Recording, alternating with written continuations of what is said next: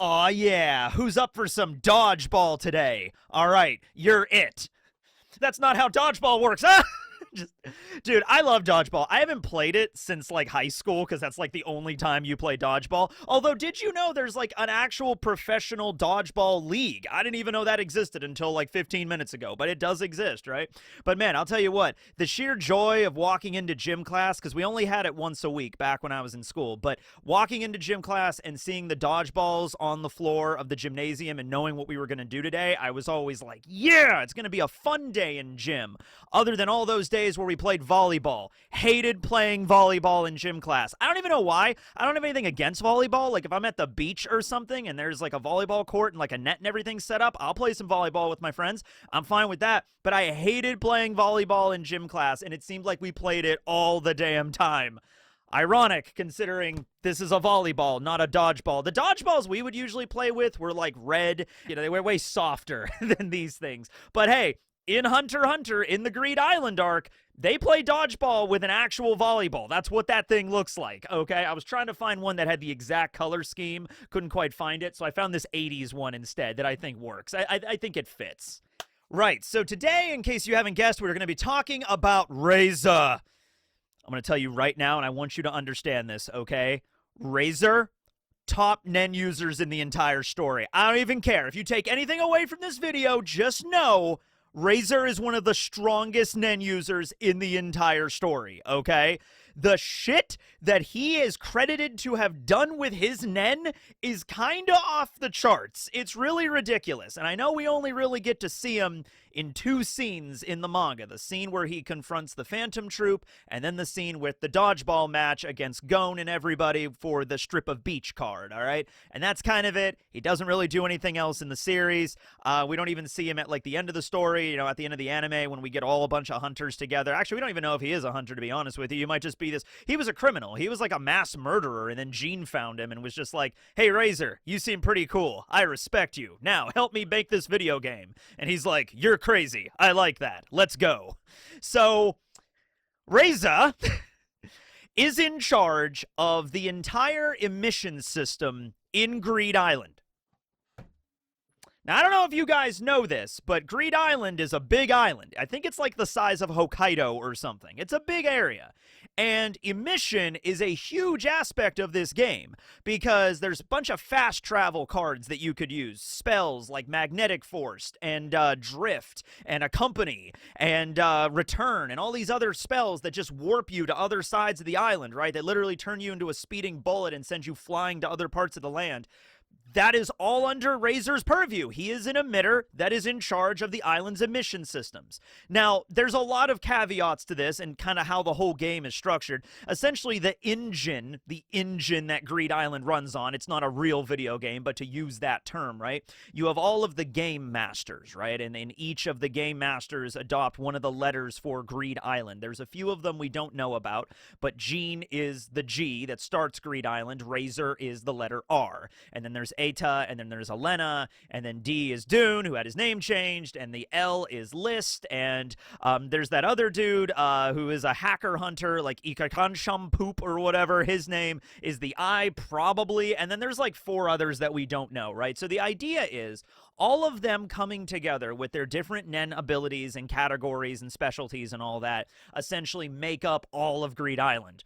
Except not all of them. Do you ever get the impression that Jean is kind of a shitty friend? Because I get that impression. Jean and his friends got all together, worked on Greed Island for years, and then it was finally completed like 10 years ago or some such, and then Jean kind of just leaves.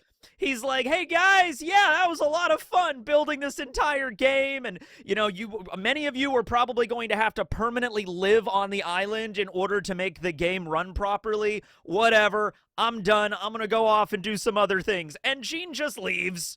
Like, Eta and Elena are essentially hardwired into their positions. Like, they cannot leave that singular room they are stuck in until the game is beat. I guess. Razor has been living on the island for like 13 years, carrying out this like NPC level quest of like, you must defeat me and my 14 devils in order to get the #2 strip of beach card. List and Dune live in the capital. There's probably a few other people we didn't meet, a few other game masters that live on the island. But Gene just leaves. He doesn't even come back when the game is beaten. It's the craziest shit to me. It's like basically like, I'm sure Atar and Elena could have gotten in contact with him and just like, hey, you know that game that you and all of your friends got together to make? It was like a big passion project that we worked for years to get like the NEN systems right and everything. Yeah, well, it's about to be beaten for the first time in a decade. Somebody's going to collect all of the cards. By the way, it seems like it's going to be your son, Gene. Maybe you want to stop by and see the moment that we'd all been working for literally years. Gene probably just be like, what? Oh, Greed Island, that thing. Oh, I got bored with that like 10 years ago. I'm off doing some other shit. Don't worry, I don't care. Gene he's an interesting character, if nothing else. But hey, Razor seemed dedicated to the cause, and he's like, all right, if that's what Gene wants me to do, live on this island and play the role of a game character and run the entire mission systems, I'll do that. All right, and he does. Now, Gene's ability really has nothing to do with dodgeball, all right? His NEN ability is not, I'm very good at dodgeball or something, right? Razor works out, all right? He's pretty jacked, all right? So he's just this ripped dude that is, he's got emission abilities, but he also strongly leans toward enhancement abilities as well. And so he's really adept at coating various balls with his aura. He can even make like giant death balls out of his NEN and just throw them. That's what he used to blow up the Phantom Troupe ship that landed on the island. So he's really good at that. His main ability, the 14 Devils, is him emitting his aura out into 14 different NEN beasts, essentially. They're like humanoid NEN beasts. They have funny little hats, and they each have different numbers on them. And he uses this ability to fill out his court when he's playing his game, because the whole point of that quest is him and his 14 devils, you have to compete against them with your team of also 14. Like, you have to have a specific number of people to arrive in the town to actually start the quest. That's kind of how it's triggered, okay? And so, yeah, I guess his ability would work for, dodgeball, but it kind of works for any other sport, if he just needs to fill out an entire team in order for him to play. He's a really big fan of just sports in general. There is a reference to this in Yu Yu Hakusho, Tagashi's previous work before Hunter x Hunter. I don't know if anybody needs to know Yu Yu Hakusho exists. I feel like everybody should know that at this point. Go watch it if you haven't. But there's a scene there where they go up against a psychic named Amanuma, and his ability is the Game Master, and he has this whole area called Goblin City, and it's the same kind of premise. It's like the prototype to what Greed Island would become in Hunter x Hunter, where you have to have a certain number of people show up to challenge Amanuma. And there's even one challenge that is a sports challenge. I think it's tennis. And you see the sports goblin show up, and he kind of looks like Razor. At least his like facial expressions kind of look like him a little bit. So that's definitely like the origin of that idea that Tagashi sort of fine-tuned when we finally got to Greed Island. Okay? So I just want to, once again, I want to reiterate here just the massive amounts of aura reserves that Razor has going on. Okay? So he's squaring off against Gon's group, playing dodgeball, and the ball is, charged up with NEN, and it's about as heavy as a bowling ball, as Killua put it. And if this ball hits you, even if you're really good at NEN, it'll probably kill you unless you're like really careful with how you catch the ball and throw it and everything like that. Razor's, throws and his spikes are insane. A lot of people are using their NEN to throw the ball at Razor, and Razor just grabs it like it's not a big deal, right? But I want you to understand the overall context of what's going on here, okay?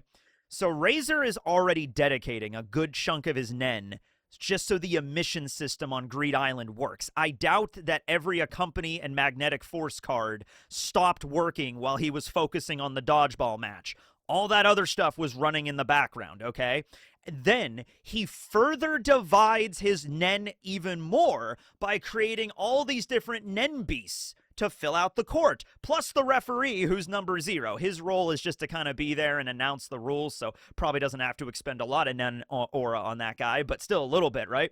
And so then he also still has enough to just do crazy spikes and throws, and his Nen reserves are insane. Let's just put it that way, okay? Now, the restrictions there are most likely, he cannot leave the bounds of Greed Island. He's probably not as strong if he was off the island as he is on it, okay? But then again, you'd assume if he's off the island, he doesn't have to, divert so much of his Nen to the emission system, so it might actually trade off rather well. Like, he leaves Greed Island, the emission system stops working, but all of that Nen he would have been devoted to it goes back and he could just use it himself. So he might be stronger if he's off the island. I have no idea.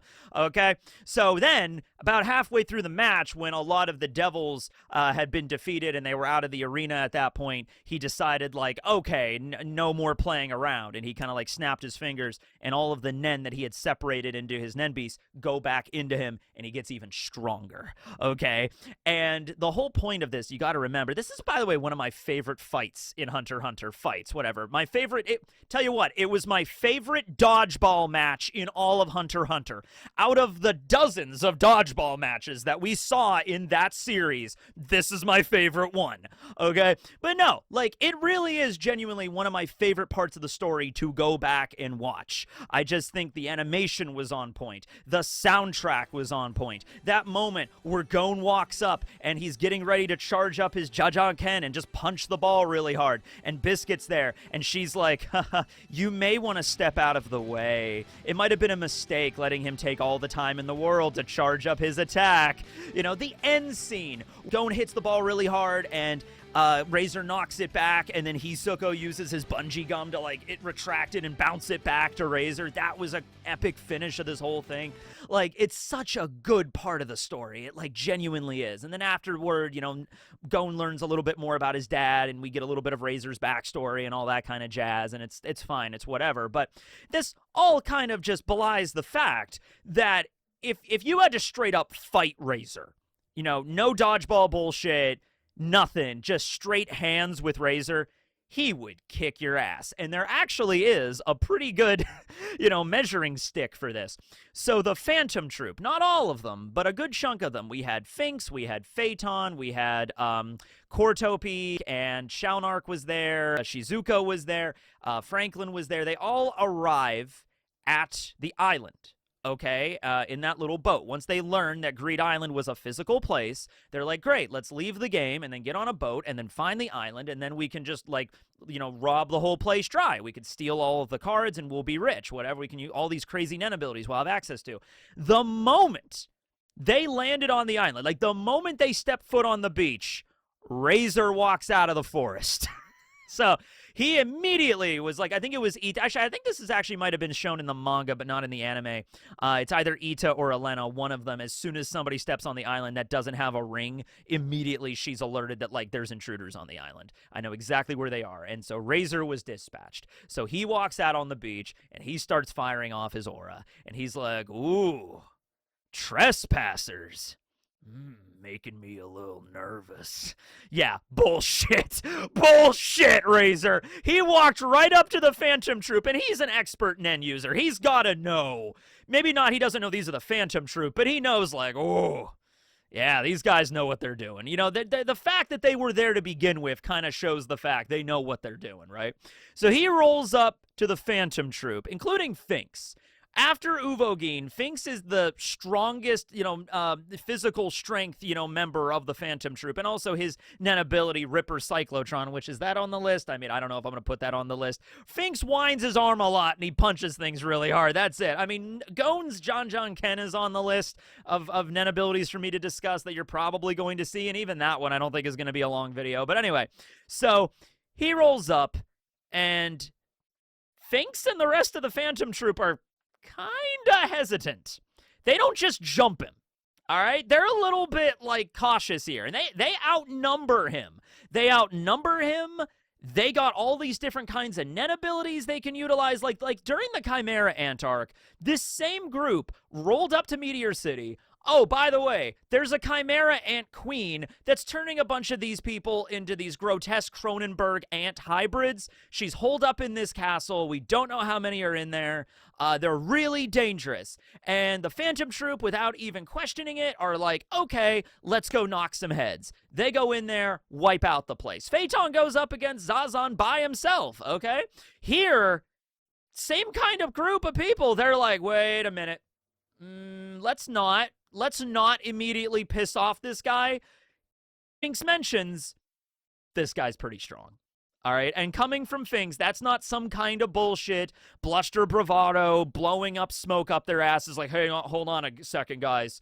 This guy might be a little bit of a trouble. No, if Finks is the one, he's thinking this, I don't even think he said it out loud. I think he's just thought it to himself. Holy shit, this guy's strong. All right. They didn't jump him at first. And in fact, when Razor explained the situation to them, hey, you didn't get here by accident, right? You came here just checking. You didn't just drift here. You're not castaways, right? Very clearly you're not. Okay. Well, unfortunately, you're not allowed to come in this way. This is not the proper way to enter the game, so I'm going to kick you out. All right? And this is where he explains that, like, oh, yeah, I just handle the emission system around here. I also handle trespassers. And he pulls out a very ultra-rare Eliminate card. Oh, yes, the ruler-only cards. And we only get to see one of these, unfortunately. It says -3, so there's probably at least 2 more, I would assume, and probably more than like -4, -5. But anyway, he uses this. Allows caster to transport any elements that illegally enter Greed Island to a random location on the Australian continent.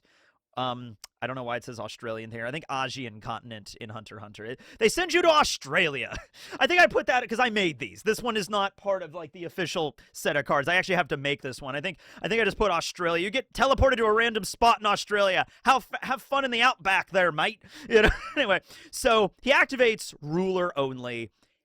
And before he even activates this, okay, he kind of says, hey, look, guys, come back in through the front door, and you will be welcome here, okay? I'm not even banning you from the island. You're not getting perma-banned or anything like this.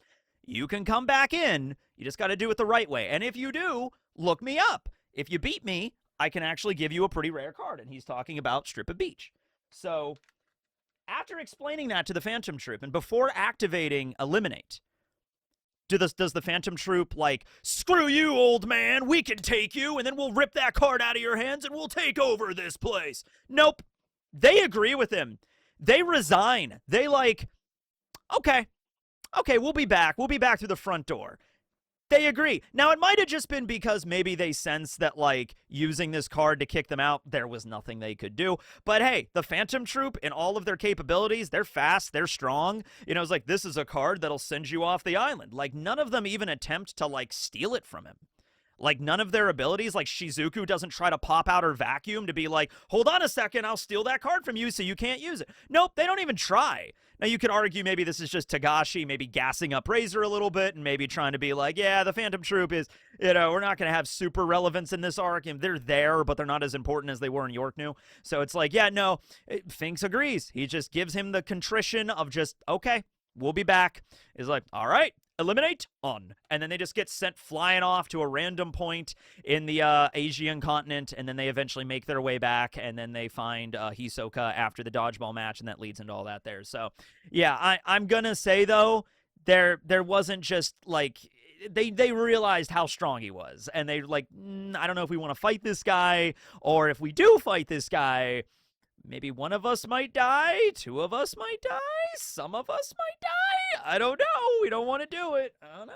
Yeah, so enhancement, emission, I could also throw in conjuration there. It's the same situation with a lot of conjuration abilities and emission abilities. It's the idea that, like, wait a minute, conjuration and emission are on opposite ends of the Nen diagram. So if you're a conjurer, for instance, the Nen category you should be the shittiest at is emission, and vice versa. Yet there's so many emission abilities, and I go over this in Nove's video as well, is that, you know, so many emission abilities, you know, lead to conjured objects or creatures in the case with Razor. So I don't know. I don't know if it's maybe like the creatures themselves are pretty simple. They like work on autopilot. Maybe it's if you're a conjurer, the Nen beasts you create are more complex, and Razors are very much like automatons. You know, they're just kind of there to fill out space. Like catch ball if ball goes to you, throw ball if you have ball, dodge the ball if you can dodge the ball.